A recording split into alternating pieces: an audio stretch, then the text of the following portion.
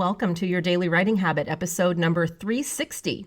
If you're writing a book or thinking about it, or maybe you've started writing your book but you're having trouble finishing it, or perhaps you need help reaching more readers to let them know about your book, you are in the right place. Good morning and happy Sunday. I'm your host, Christine Whitmarsh, also known as Christine Inc., Christine-Inc.com. Each day, I'm sharing with you the writing habits I've learned over my 18 years as a ghostwriter, book coach, and author.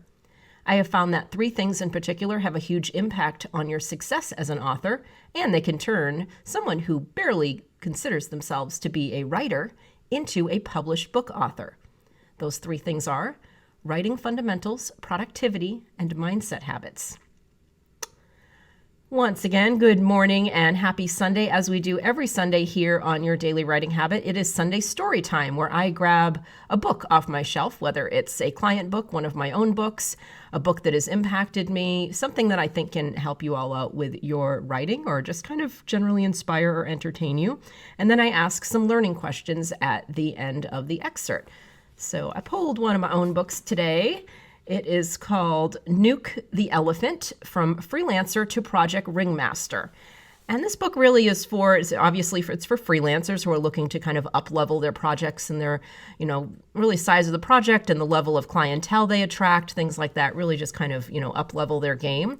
But really, I've been told from entrepreneurs and my fellow small business owners that the project management strategies that I have in this book are pretty useful no matter what business you're in. So it doesn't necessarily have to be for freelancers, entrepreneurs, and small business folks. You might enjoy some of the project management, especially if you work in creative businesses like I do. You might enjoy some of the project management strategies. Nuke the Elephant. So here is the conclusion, actually, from my book. In today's business world, more than ever before, projects are likely to be complex and multifaceted and involve a multitude of different people from multiple organizations. Modern projects involve a mind-blowing array of moving parts which project managers are expected to coordinate. For instance, in my industry of publishing, authors are no longer simply authors. Most of my clients are veritable author brands. They leverage their books to build speaking careers, create products, build their social media and online presences, promote their services to clients, spin off additional books, generate media and publicity opportunities, and more. Therefore, when an aspiring author hires me to write a book, I know that the project will most likely extend well beyond launch day, sometimes for years. In the case of one client, our working relationship dates back to 2005.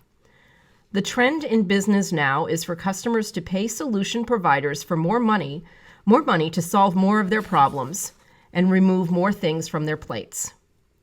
The things that people are unwilling or unable to tackle themselves, they will pay you to do for them. The value of time is on the rise, and customers are paying to save it. For the creative person in charge of big projects, this means the opportunity to pack even more value under the big tent, the big top, than ever before. As a creative person, a creative professional, you have a real advantage. You have the gift of being able to conjure larger-than-life visions and then act on them, bringing to life what was once a fantasy. You've probably been managing your own creative big top for years without even realizing it. Executing on small projects, ideas, and tasks, getting things done. Now it's a matter of elevating all of those natural abilities to the level of creative project management professional. Time for you to become the person of authority and expertise capable of nuking whatever size elephant a client brings to you. The world needs skilled, talented, experienced, and passionate creative professionals like you. There's a huge demand for people who can turn big, beautiful project dreams into vehicles for changing lives.